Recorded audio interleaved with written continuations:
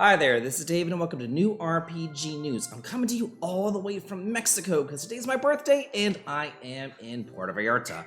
And I tried to kind of like turn the camera around to give you a view of the ocean because I'm looking out at the ocean right now that way, but all you saw behind me was just like all sorts of like brightness from the sun, and then I looked like pitch black. So it didn't really work out as well as I thought it would with the camera, so unfortunately, you're facing the wall. Anyway, we have a lot of stuff to talk about today. Some Dragon Quest news, some Tales news, and some really exciting news in regards to Xbox 360 JRPGs, like Lost Odyssey and Blue Dragon. They might be making a comeback! Woohoo! First things first, I made an entire dedicated video about this earlier, but I just want to give you a little refresher. The Kingdom Hearts series is coming to PC and Steam on June 13th. This is like all of the Kingdom Hearts games. If y'all got that collection for the PS4 with like the 10 games in it, if you know what I'm talking about, that is what I am referring to here.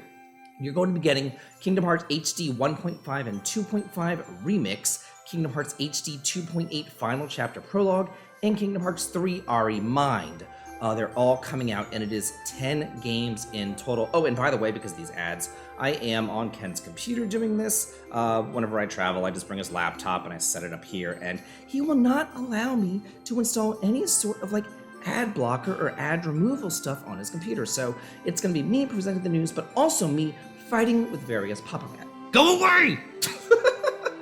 Fighting with various pop-up ads as I do this. So yeah, lots and lots of games. Kingdom Hearts Final Mix, Kingdom Hearts Rechain of Memories, Kingdom Hearts 358 over 2 days, Kingdom Hearts 2 Final Mix, Kingdom Hearts Birth by Sleep Final Mix, Kingdom Hearts Recoded, as well as Kingdom Hearts Dream Drop Distance, say that 3 times fast, Kingdom Hearts 2/10 Births by Sleep, a fragmentary passage, and Kingdom Hearts Chi Black Cover, as well as Kingdom Hearts 3 Remind, downloadable content, all coming to Steam PC on June 13th, so do look forward to that.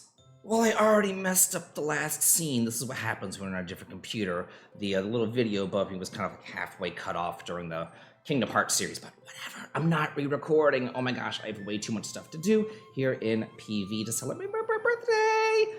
Anyway, let's go on. We have Legend of Heroes Kai no Kaseki Farewell Ozamuria, a web commercial. More characters and locations are detailed, such as Fairy, Aaron, Rosette, Quatre, and Judith. We also have a release date for this, as well as console releases for this too. It's going to launch for the PS5 and PS4 on September 26th in Japan. We do not yet have an American or Western release date for this, but we do have this new commercial up there, and I did want to talk about what is available. There's limited edition stuff going on here, but that's probably not going to get released here, at least. I just want to go over the little character synopsises because I haven't seen these characters yet. Maybe these characters do show up in future games that we just haven't yet received. Okay, so here we have, what was her name again? This is Fairy Al-Fayed. Okay, she's 14 years old, and she's a young Jaeger who's been trained in the ways of the Kurja Warriors clan, a high-ranked and traditional Jaeger group from a young age. Her actual name is Farida.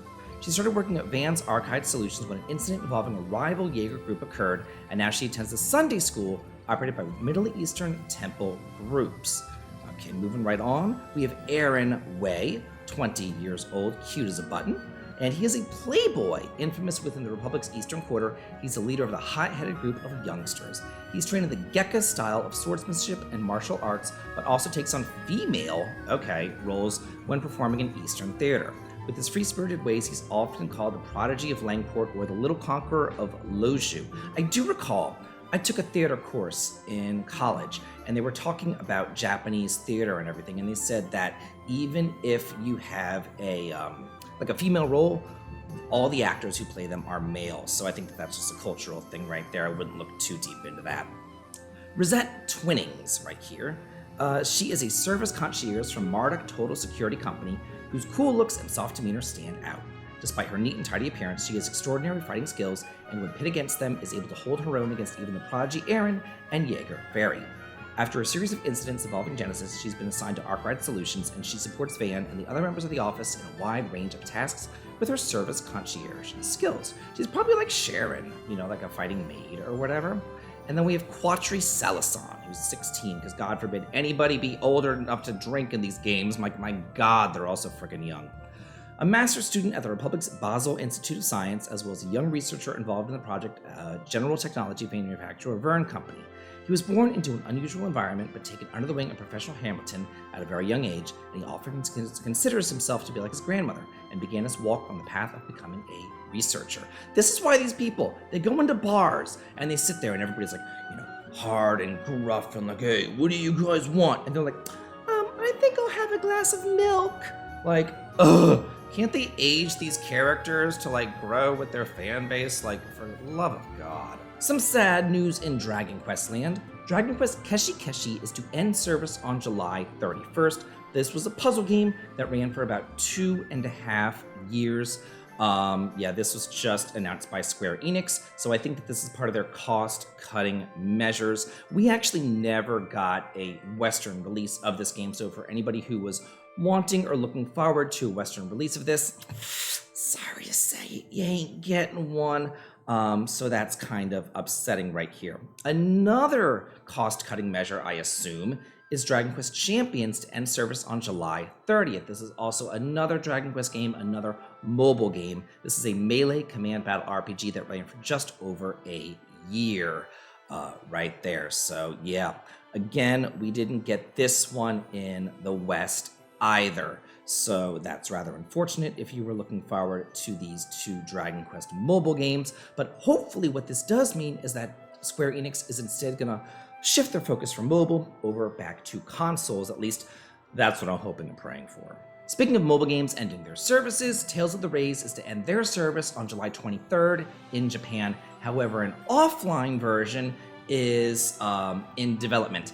This is, I don't want to say good news that a game is ending, but I think that this is showing just how the mobile market is and the trajectory of where gaming is going nowadays, insofar as Square Enix is ending some of their more popular mobile RPGs and they're focusing more on console development. Namco Bandai is doing the same thing because they're ending Tales of the Rays, but they're going to make an offline version of the game, more than likely on consoles or PC or something like that. This lasted over 7 years in Japan. We did get a very short-lived global version that lasted less than a year, though. So yeah, this could be really exciting since we did get this globally, and it was obviously translated into English at that point. Maybe we'll also receive the offline version. And I do know that offline versions, console games, things like that are more popular in the West. So hopefully we get a chance to really dive deep into this game over here. Elden Ring expansion Shadow of the Erd Tree gets a new story trailer. This is coming out in June. And if you haven't heard of Elden Ring, you're like living under a rock right now. And this is the much anticipated DLC expansion for it. This features an all-new story set in the Land of Shadow, imbued with mystery, perilous dungeons, new enemies, weapons, and equipment. Discover uncharted territories, face formidable adversaries, and revel in the satisfying triumph of victory. Dive into the riveting interplay of characters where drama and intrigue intertwine that create an immersive experience to savor and enjoy. This is coming out for the PS5, PS4, Xbox, PC on June 21st. Is your body ready? Because mine is! Vanillaware is recruiting development staff for a new fantasy action RPG. Yeah, Vanillaware never misses. They come out with some great stuff. Their last great thing that they came out with was Unicorn Overlord, which was a strategy RPG in the same vein as something like Ogre Battle 64, but this is an action RPG. Probably something like Dragon's Crown, I would imagine, right here. So basically what they're saying is that the company is looking to hire programmers, 2D animators, and background designers. We don't know anything else about this. We don't know anything else about the game. All we know is that Vanillaware always does a great job, and their next game is more than likely going to be an action RPG. So if strategy wasn't really your fare, do look forward to this. Or if you're just like me and you're a fan of all sorts of JRPGs, whether they're action, strategy, turn-based, whatever, then definitely look forward to this because I love everything that Vanillaware touches. Card En Ciel launches on October 24th. This is a deck builder type RPG launching digitally for the PS5, Xbox, PS4, Switch, and PC worldwide. And we can probably all hear the ambulance going by right now, or the cop car, or whatever that is. It's very, very, very loud, and I apologize for it, but I'm not re-recording. Oh my gosh, way too much stuff to do. Okay, this game stars Neon, a gaming detective, as he collects and battles over 300 cards on a deck-building RPG adventure. Players will adventure over 10 different dungeons, earning character cards to strengthen the deck and unlock new techniques to use in ever-expanding rogue-like card battles. Special Muse cards add another layer to the card battles, activating powerful abilities with their songs during battle, with 50 vocal traps included in the game. Together with the Muse's song abilities, players will use hidden card glitches and even enemies' attacks against them to perform satisfying full-power combos with their unique decks. So if this looks like something that's up your alley, if you like these roguelike games or card-building games or things like that, or you like the art style or whatever, then you might want to check this one out. Stellar Blade Boss Challenge Mode update launches on May 24th. It also adds some new nano-suits and quality of life updates. The boss challenge pits you against 19 of the bosses from the game, where you can hone your skills, outwit your enemies, and brutalize them. Yeah. Progression in the boss challenge requires battle data from bosses that you've previously defeated. You can also fight bosses with a hard difficulty setting after you've seen the ending of the game. And then there's new nano suits added. It says blood, blade, and beauty.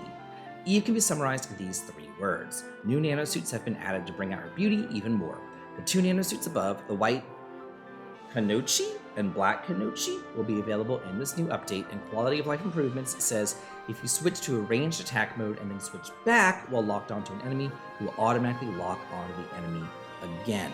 So if you're still playing Stellar Blade and you like it and this is up your alley, then be sure to check this out. But we also have some other Stellar Blade news that I wanted to bring up at the same time. It says here, Shift Up, that's the company that made Stellar Blade, is considering a Stellar Blade PC version and a sequel in the cross-platform project codenamed Project Witches. So let's look into this. They stated this in their IPO.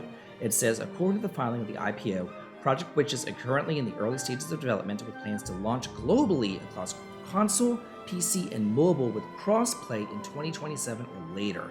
And it's described as Shift Up's next-generation mega subculture IP that will surpass Goddess of Victory Nike, with examples of this same thing being things like Genshin Impact or Honkai Star Rail.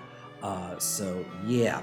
It says, as for Stellar Blade, plans for a PC version and a sequel are listed under consideration with a release date not yet confirmed. This was a smash hit, so it just makes sense for them to port it over to PC. It also makes sense for them to create a sequel of this as well. Exciting news. Microsoft, this is our last story of the day, by the way, guys, but Microsoft has confirmed a new Xbox showcase for June 9th. We know that there's going to be some announcements from various companies, but what I care about most is, according to a reliable source, jrpg and Xbox 360 fans may be in for a surprise during the presentation. This comes from, good lord, Shapeshul Nick? It says he raised the expectations of the Xbox and JRPG fans with a post that he recently made on his social networks. In it, he claims that gamers who love some of the games in the genre in the Xbox 360 era need to check out the event. He says, if what I have heard is true, fans of JRPGs from the Xbox 360 era will have something to look forward to at the showcase. He said without elaborating further on the meaning of the statement, which got many gamers excited. The community was quick to speculate about it, mainly because the console had very good JRPGs. It was the only Xbox console that I personally bought because it did have some good JRPGs. In fact, it had more JRPGs at one point than the PS3 did. In the early stages of the console wars, Xbox 360 was winning insofar as JRPGs were concerned. By the end of it, though, PS3 had won that war, but I did pick up both of those consoles. So it says here, thanks to this, Xbox 360 users were able to enjoy games such as Lost Odyssey, Blue Dragon, Eternal Sonata, Enchanted Arms, Last Remnant, and other outstanding titles. Gamers believe that some of these classics will return to some form and will be one of the announcements at the Xbox event. We did get Eternal Sonata and some of these other games over on the PS3 as well, but the games that I am most concerned about, and I think that most other people are most concerned about, are Lost Odyssey and Blue Dragon. Both of those games are still stuck on the 360. Both of those games are absolutely fan-fricking-tastic.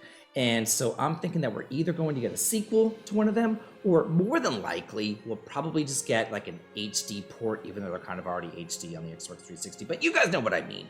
We'll probably get some sort of upscaled, remastered thingamajig, because that's what companies love giving us nowadays. So that's it for the news. Thank you guys so much for tuning in to me. Even though it's kind of janky, I'm here in Mexico. I'm doing my best on Ken's computer and everything, but I'm going to go out and I'm going to go to the beach and I'm going to enjoy my 42nd birthday. Hope that y'all have a great one and have a good day.